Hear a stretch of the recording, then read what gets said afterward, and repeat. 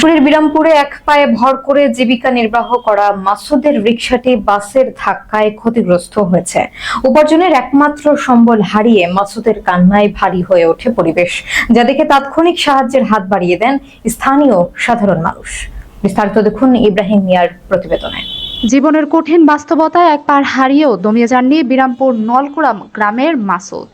দুই হাতে লাঠি আর এক পায়ে ভর দিয়ে রিকশা চালিয়ে জুগিয়ে আসছিলেন 5 সদস্যের পরিবারের অন্ন।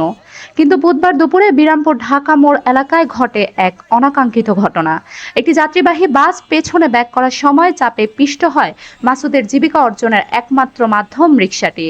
চাকা ও রিং দুমড়ে মুচড়ে যাওয়ায় অসহায় মাসুদ কান্নায় ভেঙে পড়েন। পবিত্র রমজান মাসে একজন শারীরিক প্রতিবন্ধী মানুষের এই আহাজারি স্পর্শ করে উপস্থিত সবার হৃদয়। ঘটনার পরপরই বাসের কন্ডাক্টর, চেইন মাস্টার এবং স্থানীয় পথচারীরা মাসুদের পাশে এসে দাঁড়ান। নিজেরা চাঁদা তুলে তাৎক্ষণিকভাবে রিকশা মেরামতের ব্যবস্থা করে দেন তারা। স্থানীয় চা দোকানদার শিমুল জানান, এই ঘটনা আবারও প্রমাণ করেছে যে সমাজে আজও মানবতা টিকে আছে।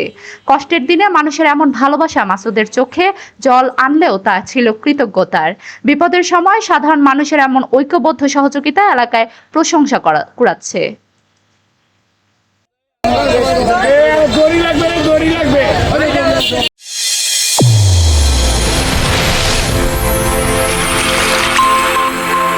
চ্যানেল A1 হৃদয়ের স্পন্দন।